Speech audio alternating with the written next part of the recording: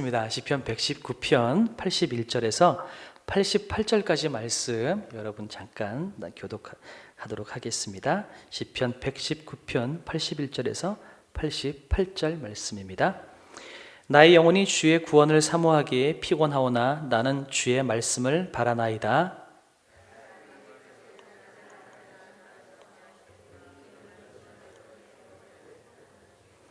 내가 연기 속의 가죽 부대같이 되었으나 주의 율례들을 잊지 아니하나이다.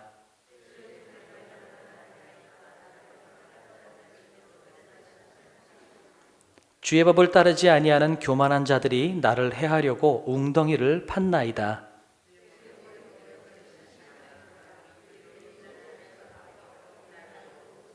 그들이 나를 세상에서 거의 멸하였으나 나는 주의 법도들을 버리지 아니하였사오니 주의 인자하심을 따라 나를 살아나게 하소서. 그리하시면 주의 입의 교훈들을 내가 지키리이다. 아멘.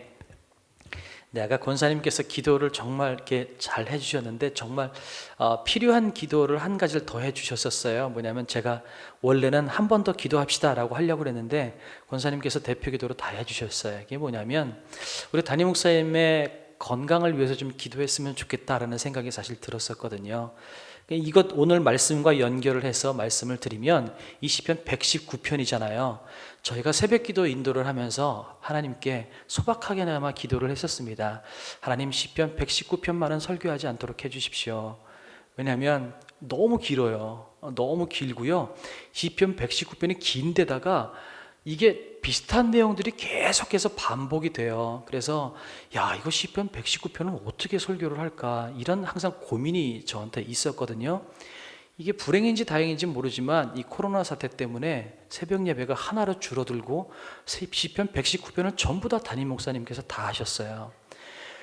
그 많은 새벽 119편 똑같은 한 편의 시편을 가지고 어떻게 아침마다 저렇게 다른 은혜를 우리에게 주실까라고 생각을 하면 참 담임 목사님 영성이 대단하시다라는 생각이 들면서 한편으로는 내가 걸리지 않아서 감사하다라는 생각을 했습니다.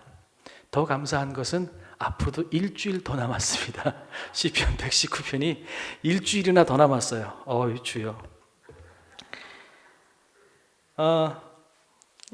똑같은 비슷한 패턴에도 불구하고 아침마다 새로운 은혜를 주시는 담임 목사님에 비해서 저는 다른 본문을 제가 수요 예배 때 제가 한 두 달쯤 전에 말씀을 나눴던 것 같은데 그때 나눴던 말씀하고 지금 나눴던 말씀하고 제가 설교 원고를 준비하고 나니까 별반 다를 게 없어요. 본문은 다른데 내용은 비슷한 거예요. 아니 담임 목사님은 같은 본문 가지고도 저렇게 다른 은혜를 주시는데 나는 다른 본문 같은 거 가지고도 똑같은 말을 얘기해야 된다는 게 참 내 영성에 한계가 있다라는 생각을 오늘 하게 되면서 용서를 먼저 구하고 이렇게 부족한 영성이지만 그럼에도 불구하고 이 안에 하나님의 은혜가 여러분 가운데 필요한 은혜가 흘러넘치기를 구하는 마음으로 말씀을 나눠보도록 하겠습니다. 그래서 여러분 한번 따라해 주셨으면 좋겠어요. 오늘 말씀 제목을 복 있는 사람도라고 했습니다. 따라해 주실래요? 복 있는 사람도. 네, 복 있는 사람도라고 했다면 그 뒤에 뭔가가 더 붙겠죠? 그거를 한번 지금부터 붙여보려고 합니다. 시편은 119편이 이게 굉장히 길어요. 굉장히 긴데 그 거의 중간쯤에 있는 이 81편에서 88절까지의 요 가운데 요 덩어리가 제 개인적으로 봤을 때는 이 시편 119편의 전체의 주제를 담고 있는 것 같다라는 생각이 들기도 했었고 그 다음에 또 하나는 83절에 보면 연기 속의 가죽 부대다라고 하는 말이 있어요.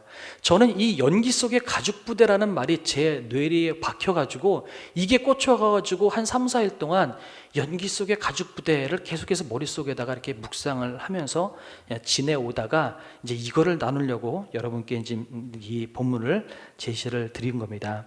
이 시편 119편을 가만히 읽어보면요, 여러분 시편 전체의 축소판을 보는 것 같은 느낌이 들어요. 그래서 시편 1편부터 150편까지 전체를 만약에 볼 만한 시간이 없다 그러면 119편을 읽는 것만으로도 전체를 읽은 것 같은 그런 비슷한 은혜를 저는 나눌 수 있다고 생각을 합니다. 특히 그 가운데 있는 오늘 81절에서 88절은 시편 전체의 주제, 여러분 시편 전체의 주제가 뭡니까? 복 있는 사람에 대한 이야기죠. 복 있는 사람이 어떤 사람이냐라는 것에 대한 것이 시편 전체의 주제인데, 오늘 그 복 있는 사람이 어떤 사람이냐라고 하는 그 내용을 이 본문이 정말 선명하게 보여주고 있다라는 생각이 들어서 여러분에게 그 은혜를 좀 나눠보려고 합니다. 그 첫 번째, 여러분, 복 있는 사람도 침묵 앞에 장사는 없습니다. 첫 번째 제목이 침묵 앞에 장사는 없다인데, 저기다가 앞에다가 아까 처음에 말씀을 드렸던 제목 복 있는 사람도 요걸 한번 붙여서 같이 한번 읽어보겠습니다. 시작. 복 있는 사람도 침묵 앞에 장사는 없다. 오늘 이 본문은 사실은 하나님의 침묵에 대해서 길게 이야기를 하고 있어요. 여러분, 신앙생활을 하다가 우리 같은 교우분들이나 아니면 직분자분들이나 그런 분들 중에서 신앙생활을 잘 하다가 어떤 순간에 막 신앙이 흔들리거나 방황하는 성도님들을 보거나 교우분들을 보면 여러분 어떤 생각이 드십니까? 아니, 저 집사님 저 왜 그래? 신앙이 저것밖에 안 돼? 저 정도 가지고 저렇게 흔들리냐? 이렇게 여러분 혹시 판단하는 마음이 혹시 들지 않으십니까? 내가 신앙이 깊은 줄 알았는데 아니었나 봐. 저 정도 가지고 흔들리는 거 보니까 야, 확실히 뭔가 약한 것 같아. 여러분 이렇게 판단하는 마음이 혹시 드신다면 오늘 조금 지나면 섣불리 그렇게 판단할 수 있는 것이 아니라는 것을 아마 여러분이 알게 되실 것 같습니다. 오늘 짧은 본문 안에는 제가 봤을 때는 두세 단계의 인생이 나락으로 떨어지는 단계들을 보여주고 있다는 생각이 들어요. 시편 기자가 의도적으로 그렇게 보였다기보다는 제가 그냥 읽으면서 그런 생각이 들었어요. 한 3단계 정도로 인생이 얼마나 어디까지 떨어질 수 있는지를 시편이 보여주고 있네 라고 하는 생각이 들었는데, 혹시 제가 지금부터 3단계를 말씀을 드릴 테니까 혹시 그 3단계 중에 여러분이 포함되어 있는 분이 계신지 한번 생각해 보셨으면 좋겠어요. 바라는 것은 이 3단계 가운데 여러분은 어디에도 포함되지 않으셨으면 참 좋겠다는 생각이 드는데, 그럼에도 불구하고 아마 몇몇 분들은 이 3단계 중에 어느 부분에는 여러분이 속해져 있는 부분이 있을 수도 있겠다라는 생각이 들어요. 혹시 이 3단계 중에 어느 군데 속해 있는 분들이 계시다면 한번 어떤지, 제가 제대로 표현을 하는지 한번 여러분 생각해 보셨으면 좋겠어요. 이 침묵이라는 것은 하나님의 침묵입니다. 하나님께서 응답 안 하시고 침묵이 길어질 때, 하나님께서 안 계신 것 같이 느껴질 때, 그 기간이 길어질 때 첫 번째에 어떤 마음이 드냐면 평안이 사라진다라는 것입니다. 시편 81절과 82절에 보면 나의 영혼이 주의 구원을 사모하게 피곤하오나 나는 주의 말씀을 바라나이다. 나의 말이 주께서 언제나 나를 안위하실까? 이렇게 얘기를 하고 있습니다. 언제나 내가 안위할까? 언제쯤 내가 평안을 얻을 수 있을까? 하나님께서 나와 함께 하신다고 했고 신앙생활을 했지만 어느 순간서부터 하나님께서 내 기도에 응답 안 하시고 침묵하시기 시작하면 제일 먼저 우리 가운데 오는 반응은 뭐냐면 불안감이다라는 겁니다. 평안함이 사라지는 거예요. 잠을 잘 수가 없는 거예요. 왜 하나님이 응답 안 하실까? 지금쯤이면 응답하셔야 되는데, 내일까지 넘어가면 안 되는데, 이런 불안감, 평안이 사라진 인생이 된다라는 거죠. 그러면 두 번째, 어떤 일이 생길까요? 두 번째, 그럼에도 불구하고 이 단계를 넘어서 여전히 침묵하시는 하나님을 바라봤을 때 더 길게 그 침묵이 이어지면 그 다음에는 어떤 일이 생기냐면 존재의 하찮음이 생긴다라는 거죠. 이게 무슨 얘기냐? 83절에 보니까 이렇게 되어 있습니다. 내가 연기 속에 가죽부대같이 되었으나 주의 율례들을 잊지 아니하나이다. 연기 속의 가죽부대가 과연 뭘까요? 가죽부대는 술을 담아야 되고 물을 담아서 들고 다녀야만 되는 것입니다. 그러니까 가죽부대는 뭔가가 담겨져 있어야 되고, 담겨져 있으면 어떻게 될까요? 팽팽하게 부풀러져 있는 것이 가죽부대의 온전한 쓰임새이고 온전한 모양새인 거예요. 그런데 가죽부대가 아무것도 담겨져 있지 않고 연기 속에 그렇게 거꾸로 매달려 있으면 그 가죽부대가 어떻게 될까요? 끌려지고 잔뜩 쪼그라들고, 가죽이 불에 닿으면 어떻게 돼요? 쪼그라들고 모양이 흉측해지고 타버린다라는 거죠. 그러니까 담겨져 있어야 될 물은 담겨져 있지 않고 불 가운데 끌려서 연기 가운데 끌린 가죽부대처럼 검게 그을렸고 모양은 일그러져 있고 보기에 흉측한 모양으로 변해져 있다라고 하는 거죠. 그러니까 하나님께서 내 기도에 응답 안 하시고 침묵하시는 이 침묵이 길어지면 어떻게 되냐면, 나는 쓸모없는 존재인가? 하나님이 나를 필요 없는 존재로 여기시나? 나는 이 세상에 아무런 가치가 없나? 내가 흉측한 존재처럼 여겨진다라는 겁니다. 내가 얼마나 못난 존재인가? 내가 잘하는 게 하나도 없어. 나는 쓸모없는 존재야. 그렇게 연기 속의 가죽부대처럼 나는 흉측하고 쓸모없고 버림받았고 이 세상에 필요 없는 존재로구나.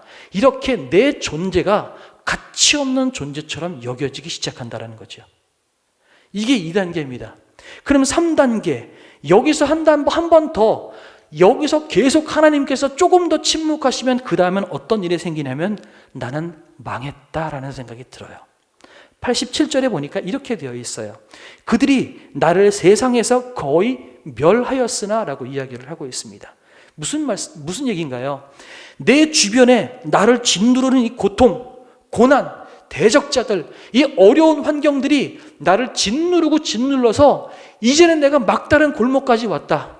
죽을 지경까지 왔다. 더 이상은 내가 살 수가 없다. 내 인생은 여기가 끝이다 라고 이야기하는 거죠. 제가 이렇게 3단계를 말씀을 드렸습니다. 혹시 여러분 가운데 지금 이 3단계 가운데 어느 군데 여러분 들어가 계신 분들이 혹시 계십니까? 어려운 인생을 살아가고 계시는 분들이 계십니까? 그분들을 위해서 여러분 일단 격려를 드리고 싶습니다. 왜냐하면 이렇게 감정의 골이 깊어져서 평안함이 사라지고 내가 쓸모없는 존재처럼 여겨지고 내 인생 끝장이다라고 여겨지고 있는 이 시편 기자가 과연 어떤 사람이냐라는 거예요. 하나님의 말씀을 떠나서 하나님과 무관한 삶을 살고 죄를 짓고 있는 사람일까요? 그렇지 않아요. 오늘 이 시편 기자는 여호와의 말씀을 끝까지 기억하고 지키려고 애쓰고 있는 사람이라는 겁니다. 그러니 하나님의 말씀을 지키고 하나님 품 안에 있는 사람에게도 이런 어려운 일들이 생길 수 있다는 걸 우리가 알아야만 된다는 거죠. 그러니까 하나님의 백성에게도 긴 터널은 여러분 만날 수가 있습니다. 하나님은 당신이 사랑하는 백성에게도 침묵하실 때가 있다는 것을 우리가 알아야만 된다는 거예요. 왜 침묵하느냐? 그 침묵의 이유에 대해서는 오늘 이 본문이 이야기하고 있지 않아요. 다만 중요한 것은 우리는 하나님의 백성이고 그 율법을 지키는 백성이라고 해서 언제나 행복한 순간만 있는 것은 아니라는 사실들을 우리가 깨달아야만 된다는 거죠. 오히려 하나님의 백성이라 할지라도 하나님의 그 긴 침묵 앞에 자신의 존재가 초라하게 느껴지고 내 인생의 막다른 골목에 서 있는 것 같은 그런 막장 같은 그런 상황을 느낄 수가 있다라는 것, 이런 그런 감정의 끝을 경험할 수가 있다라는 것을 우리가 이해해야만 된다는 것입니다. 그렇다면 여러분, 우리 교인들 중에서 같은 신앙생활 하는 분들 중에서 방황하시는 분들, 신앙이 흐트러져 있는 분들, 그런 분들을 향해서 우리가 섣불리 그분들을 향해서 저 사람은 왜 저렇게 신앙이 얕지? 저 사람은 왜 저렇게 믿음이 얕지? 왜 신앙생활을 저렇게밖에 못하지? 여러분, 우리가 쉽게 정죄할 수 있을까요? 저는 그럴 수 없다라고 생각이 듭니다. 인생의 막다른 골목 가운데 들어가면 이렇게 하나님의 말씀 가운데 있고 여호와의 말씀을 기억하고 지키려고 애쓰는 사람이라 할지라도 자기의 얼굴이, 자기의 형체가 흉측한 그런 연기 속의 가죽부대처럼 여겨질 수도 있고요. 내 인생이 더 이상 한 걸음도 더 이상은 못 가겠노라고 하는 막다른 골목처럼 감정의 끝을 경험할 수 있다는 것을 우리가 깨달아야만 됩니다. 그렇다면 우리는 우리 교인들을 향하여서 힘들어하고 방황하는 분들을 향하여서 우리는 섣불리 손가락질하거나 정죄할 수 없습니다. 혹시 이 자리에 그 지체된 기도 응답 앞에서 자신이 한없이 초라해지고 작아져 있는 분들이 혹시 계십니까? 아니면 인생의 막다른 골목이라고 여겨지는 분들이 혹시 계십니까? 여러분 잘못이 아닙니다. 적어도 오늘 본문을 놓고 보면 물론 우리가 죄를 짓거나 잘못해서 벌 받을 수도 있고 고통 가운데 들어갈 수도 있으나, 그러나 적어도 오늘 본문을 가지고 말씀을 드린다면 그렇지 않을 수도 있습니다. 그러니 여러분 혹시 힘들고 어려운 상황 가운데 있다면 여러분의 잘못이 아닙니다. 그럴 수 있습니다. 여러분이 하나님을 따르고 있고 말씀을 그렇게 순종하고 있음에도 불구하고 여러분 그럴 수 있습니다. 오늘 이 시편 기자도 그런 상황 가운데 들어갔다라는 겁니다. 그럼 이 상황 가운데 우리는 그 다음 단계로 어떻게 나가야 할까요? 두 번째, 아까 말씀드렸어요. 하나님의 침묵 앞에 장사는 없습니다. 장사는 없어요. 하지만 두 번째, 우리가 장사는 아니지만 할 수 있는 것이 있다라는 것입니다. 비록 우리는 장사는 아닙니다. 그래서 내 몰골이 흉측하게 느껴질 수도 있고 내 인생이 끝장난 인생처럼 여겨질 수도 있으나 그럼에도 불구하고 우리가 할 수 있는 것이 있습니다. 그것은 무엇이냐면 하나님의 말씀 안에 거하는 것입니다. 시냇가에 나무가 심기어져 있듯이 하나님의 말씀 안에 우리가 버틸 수 있다라는 것입니다. 오늘 본문의 제일 마지막 절인 시편 88절을 보면 이렇게 되어 있어요. 주의 인자하심을 따라 나를 살아나게 하소서. 그리하시면 주의 입의 교훈들을 내가 지키리이다 라고 되어 있어요. 그러면 저 지키리이다라는 말을 보면 그러면 88절에서 하나님께서 나를 살려주시면 내가 지킬 겁니다 라고 이야기했다면 그 전에는 이 시편 기자가 하나님의 말씀을 안 지켰던 것일까요? 사실은 이 말을 좀 더 정확하게 풀어내보면 뭐냐면 내가 그동안도 하나님의 말씀을 지켜왔지만 어렵고 힘든 환경 가운데에서 하나님의 말씀을 지키는 것이 너무나 버겁고 힘이 들었습니다. 하지만 이제 하나님께서 나를 살려주시면 내가 마음 놓고 당신의 말씀을 마음 놓고 지켜내겠습니다 라고 하는 의미가 88절의 말씀이에요. 그러니까 그 전에 안 지켰기 때문에 이제부터 지킬 것이다 라고 하는 얘기가 아니라 이미 시편 기자는 여호와의 말씀을 지키고 있었고 여호와의 말씀을 붙들고 있었다는 사실들을 우리가 잊으면 안 된다는 거죠. 한번 예를 들어볼까요? 81절 한번 보세요. 나의 영혼이 주의 구원을 사모하기에 피곤하오나 나는 주의 말씀을 바라나이다. 주의 말씀을 바라나이다 라고 되어 있어요. 그럼 그 앞부분에 뭐라고 되어 있냐면 주의 구원을 사모하기에 피곤하오나, 이게 무슨 뜻일까요? 이건 뭐냐면 여러분 신명기서 우리가 그동안 많이 보셨기 때문에 알겠지만 신명기서에 있는 대부분의 말씀은 뭐냐면 신명기서의 기본 정서는 뭐냐면 말씀을 지키면 복 받고 말씀을 안 지키면 벌 받는다. 이게 신명기서의 주제거든요. 그 주제에 입각해서 이 시편 기자는 뭐 하고 있냐면 내가 지금 주의 말씀을 지키고 있으니까 주의 말씀을 지키는 자에게 복을 주시겠다라고 하셨던 당신의 그 약속을 오늘 이루어 주십시오 라고 하는 게 주의 구원이라는 거예요. 구원받지 못했던 사람이 구원받는다는 차원이 아니라 여전히 내가 주의 말씀을 지키고 순종하고 있는데 나는 주의 말씀을 지키고 있는데 왜 신명기서에서 말씀하셨던 대로 주의 말씀을 지키는 자에게 복을 주시겠다고 하는 이 복은 안 떨어지는 겁니까? 하지만 나는 여전히 주의 말씀을 지키고 있을 테니까 주님, 주의 말씀을 지키는 자에게 복을 주시겠다고 하셨던 당신의 그 약속을 이루어 주십시오라고 하는 말씀이 시편 81절의 말씀이라는 거죠. 제가 계속 무슨 말씀을 드리는 거냐면 지금 이 시편 기자는 아까 말씀드렸던 것처럼 자기의 몰골이 흉측한 존재가 되어버리고 인생의 막다른 골목에 들어갔다라고 이야기하고 있지만 그럼에도 불구하고 이 시편 기자가 포기하지 않고 있는 것이 있어요. 뭐예요? 주의 말씀을 지키고 주의 말씀을 바라고 있다는 겁니다. 아무리 우리가 힘들고 어려워도 주의 말씀 안에 거하는 것은 우리가 할 수 있다라고 이야기를 하고 있다는 거죠. 아무리 기도 응답이 안 돼서 괴롭고 힘들고 아무리 내 존재가 초라해 보이고 내 인생이 망한 것 같아 보인다 할지라도 우리는요 예배할 수 있고요 기도할 수 있고 찬양할 수 있고 주의 말씀을 읽을 수는 있어요.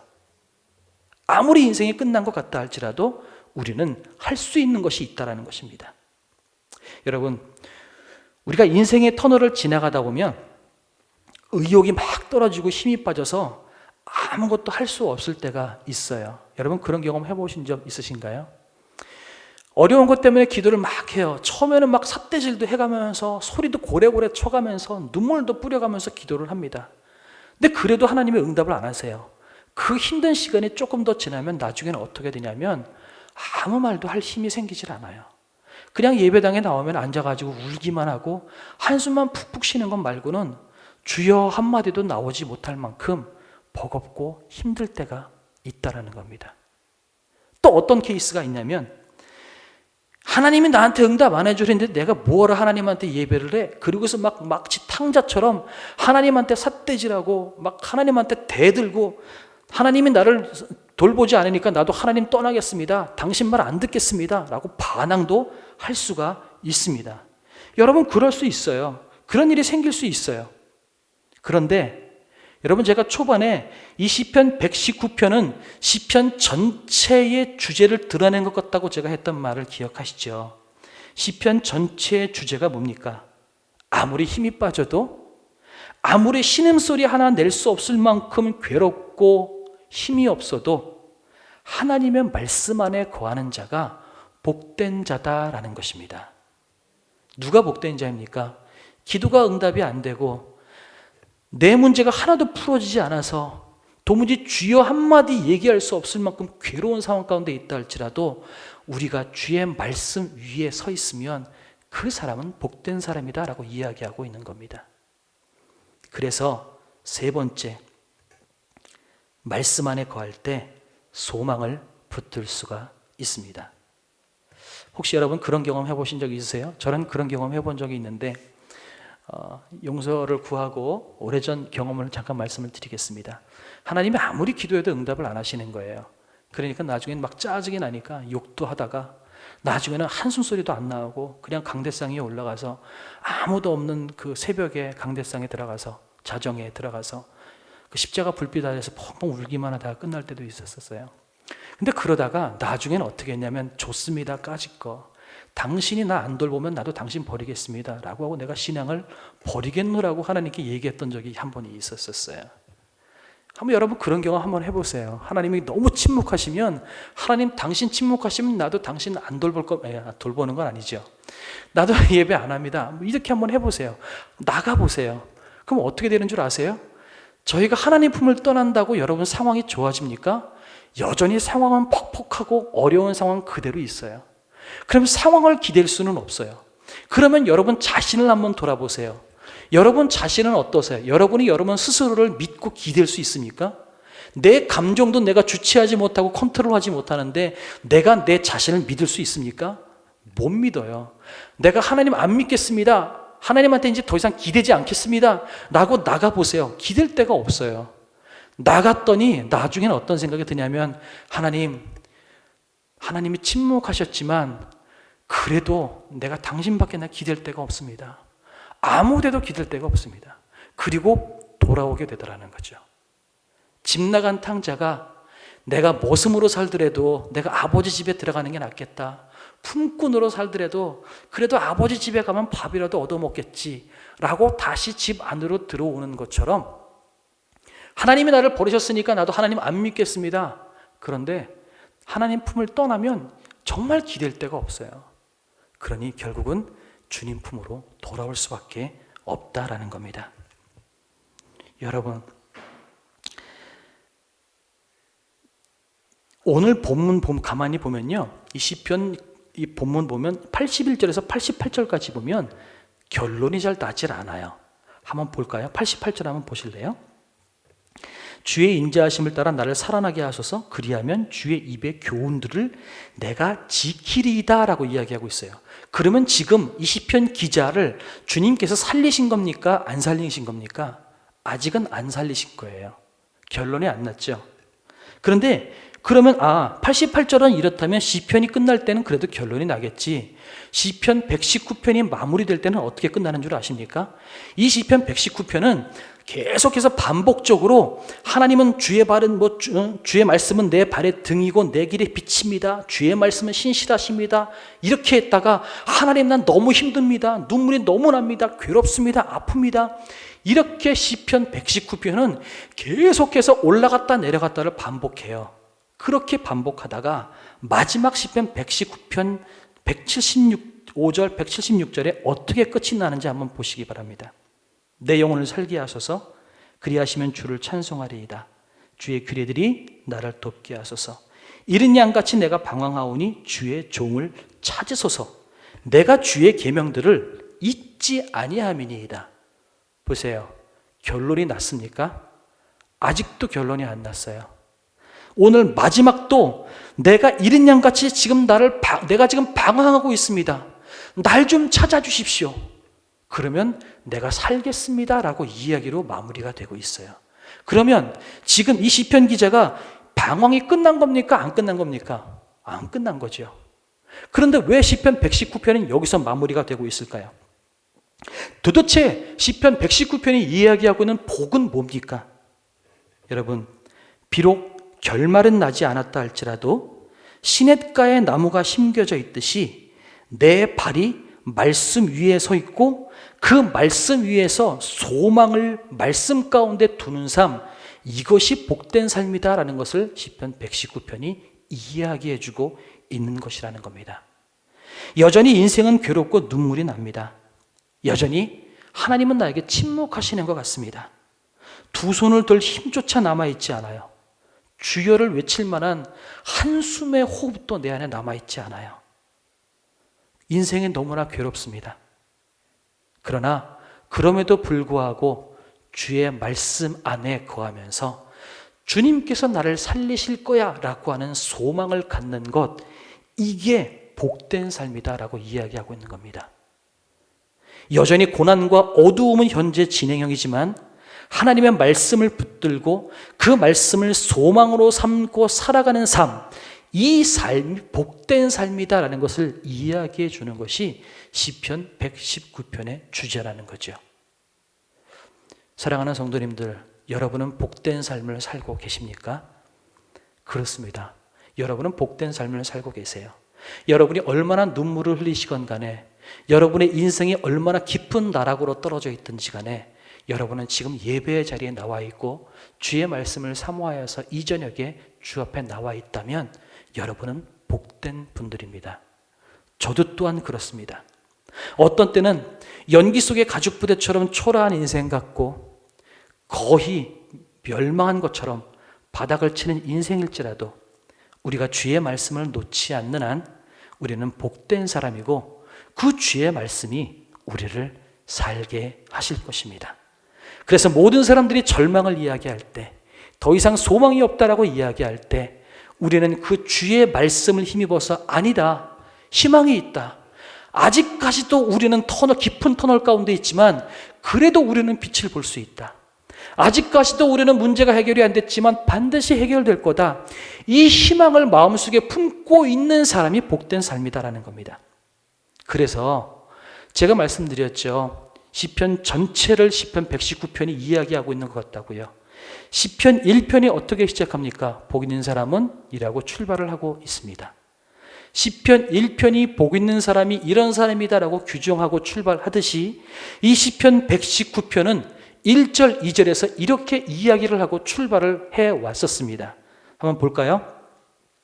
행위가 온전하여 여호와의 율법을 따라 행하는 자들은 복이 있으며 여호와의 증거들을 지키고 전심으로 여호와를 구하는 자는 복이 있도다. 여호와의 은혜와 복 안에서 누리고 살아가는 게 복이 있다라고 이야기하고 있지 않고요. 여호와를 구하는 자는 복이 있다.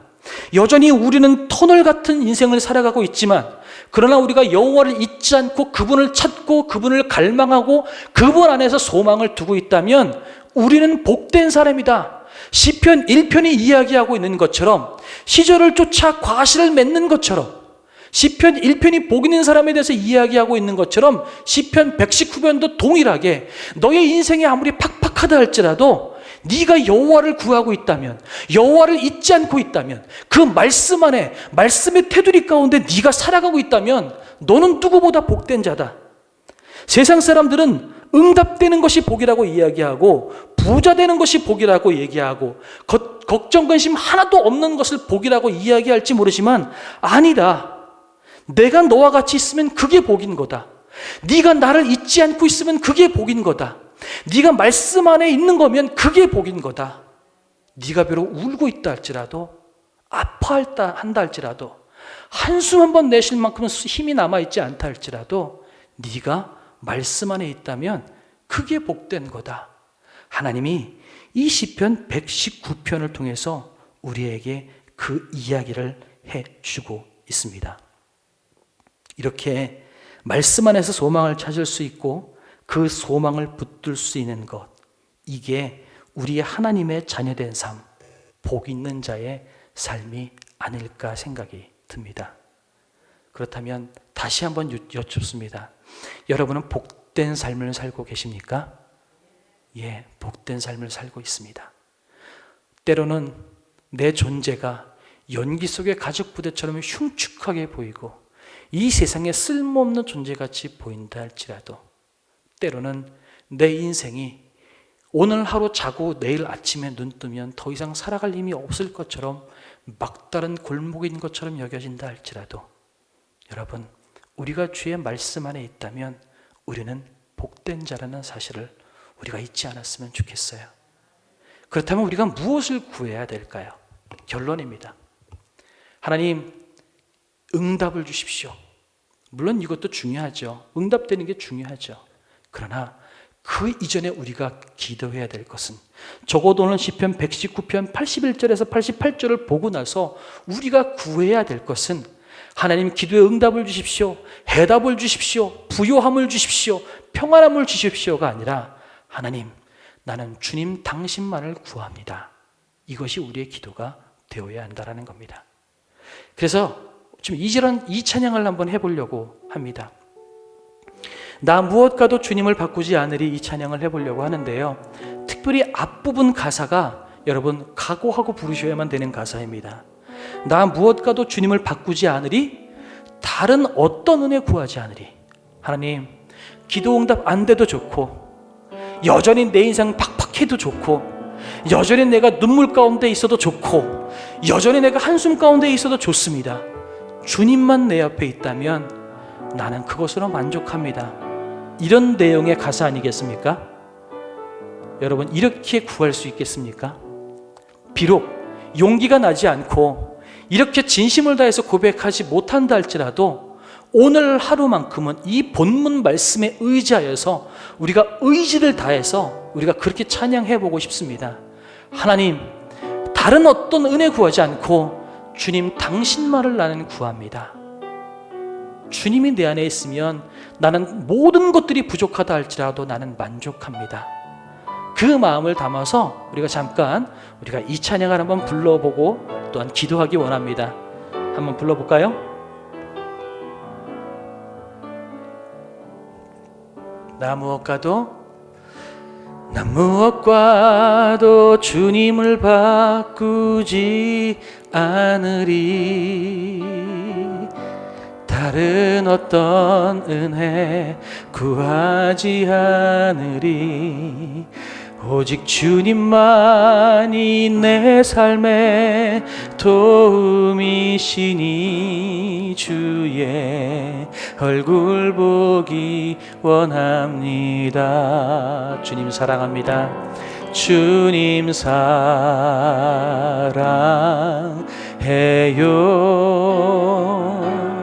온 마음과 정성 다해 하나님의 신실한 친구 되기 원합니다. 우리 잠깐 기도합시다. 오늘은 이렇게 좀 기도하기 원합니다. 몇 가지 기도 제목을 드리기 원하는 건, 첫 번째는 이겁니다. 혹시 여러분 가운데 아까 말씀드렸던 그 인생의 나락 가운데 여러분이 떨어져 계신 분들이 계십니까?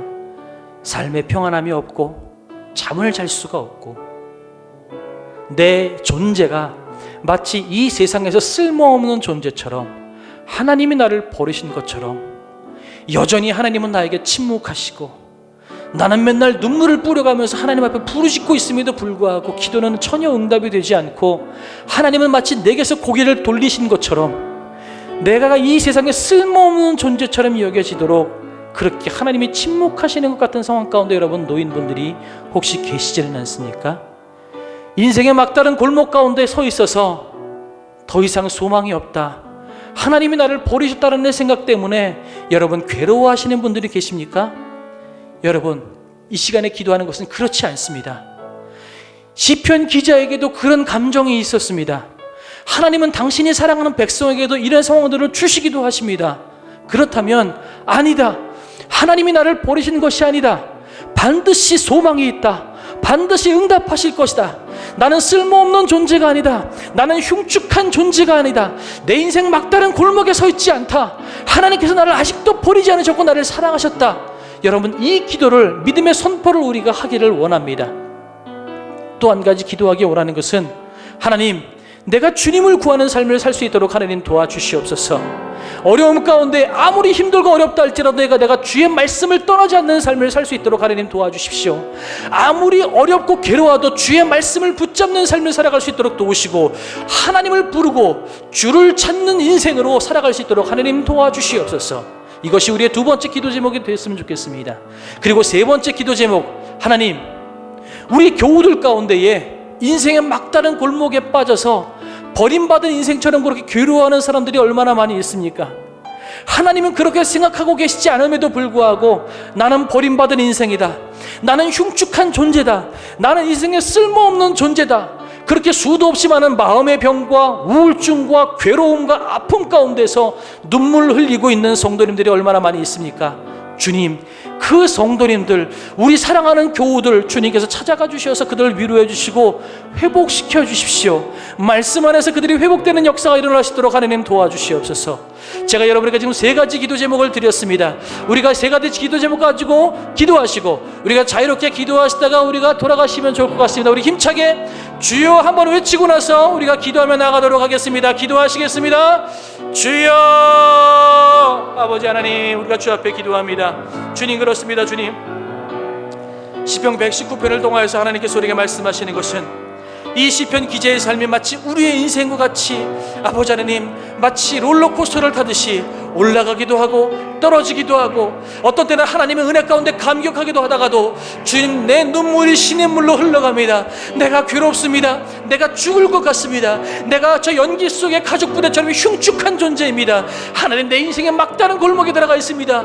하나님, 그렇게 아버지 하나님, 시편 기자의 삶도 아버지 하나님 그렇게 아주 행복한 삶과 아버지 나락에 떨어지는 삶을 그렇게 반복해 살았습니다. 그러나 그럼에도 불구하고 하나님께서 그 인생이 하나님이 사랑하는 존재라 할지라도 그런 인생 가운데 들어갈 수 있었다는 것을 아버지 하나님 우리가 오늘 깨닫게 되면서, 주님, 내 인생도 또한 아버지 그렇게 버림받은 인생이 아닌 것을 다시 한번 믿음으로 고백하며 나아갑니다. 나도 나락에 떨어진 인생처럼 아버지 하나님 응답하지 않는 것 같고 괴로운 인생인 것 같고, 아버지 하나님 여전히 하나님은 침묵하시는 것 같고 고개를 돌린 것 같다 할지라도, 하나님은 나를 버리지 않으셨습니다. 하나님은 나를 사랑하십니다. 반드시 나를 회복시키실 것이며 나를 붙잡고 계실 것이며, 하나님께서 나에게 좋은 곳으로 나를 이끌고 나갈 것임을 내가 믿음으로 붙잡고 고백하는 인생이 될 수 있도록 하나님 도와주시옵소서.